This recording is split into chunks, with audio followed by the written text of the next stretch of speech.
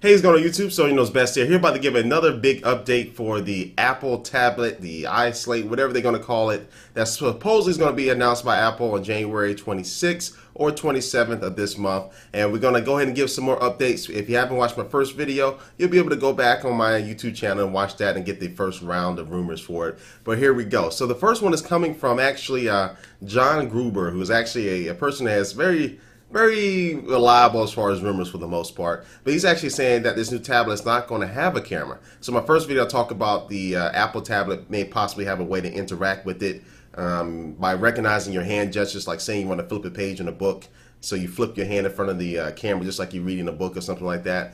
But his claim is that the tablet is not going to have a camera. Now I don't think that's going to be the case. I don't see why they wouldn't put a camera into it, when it makes sense. But you know, they are definitely, him and MacRumors.com are definitely saying it's not going to have one. But we'll see about that. My bet is that it really is going to have a camera. It's kind of like a must. It's going to be too cheap to do it.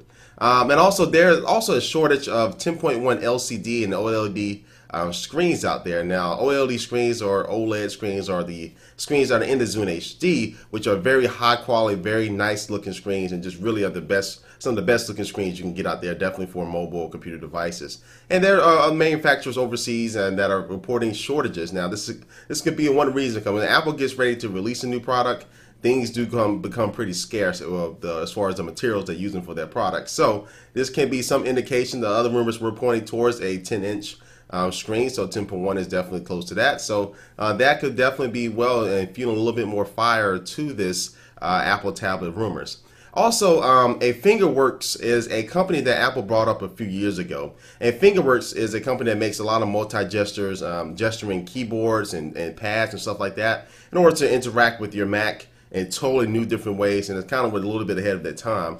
And they did have a website up with a lot of content on there talking about their products, but recently it just got, a lot of the content just got pulled down. Now Apple does own this website, and now looking at this tablet, which is going to be really interactive as far as using your hands and your fingers, it's just definitely something pointing to that Apple is trying to pull that content down because they're going to be using a lot of their work that company has been doing into this new tablet. So that's another thing that we're going to keep an eye out for.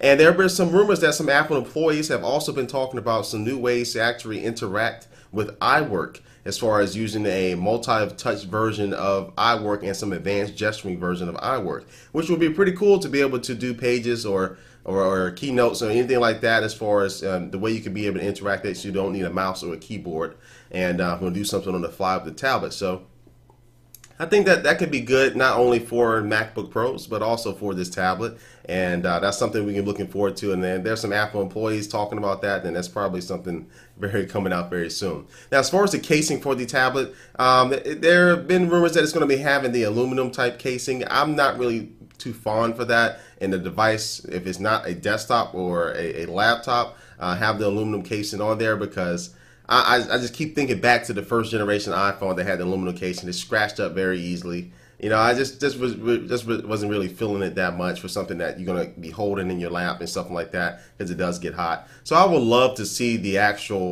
the plastic case that's on the iPhone 3G and the 3GS, that type of plastic material, because it feels good, it has a better grip. And so the aluminum casing, I'm hoping that's not true, but we'll see if Apple can implement that in a way that's not cumbersome.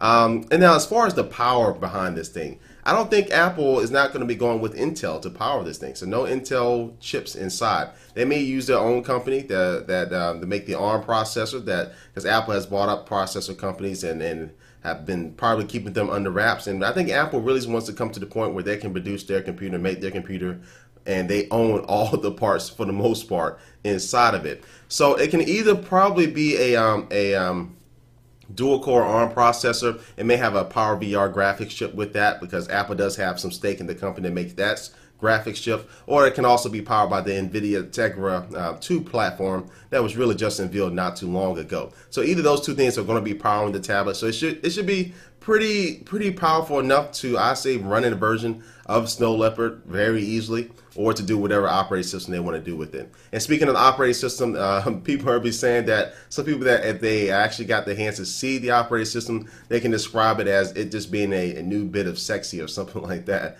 So and there are people really describing it as a big iPhone, but not. So it's kind of hard to get exactly what they're saying by that. But I think the way people are talking, I really don't think it's going to run the full version of Snow Leopard. I think it now may be some type of modified version. But again, we'll have to wait on that to see. I don't think nobody's really going to be able to lock that down until they actually announce the product. And also, there's a supposedly new iPhone SDK coming out. That is surfacing and going around now. And basically what this SDK allows developers to scale up their applications to higher resolutions. And this will only be good for one thing. If you're going to be allowing certain applications to actually run on a bigger device, say a iSlate or a tablet. So this is going to be a very easy way so they don't have to fully, redevelop the application they'll be doing. They can just go ahead and use this SDK and just upscale. That'll definitely make life a lot easier. All right, so this is the end of the rumors for the iSlate for now. So this is a nice little update video. So if you haven't watched my other one, definitely just check out my YouTube channel. Go to my channel page, and you can watch my main video there, and then actually get the first set of rumors that I did on it. But anyway, this was So You Know's Best. I would thank you for watching, and I will catch you later. Peace.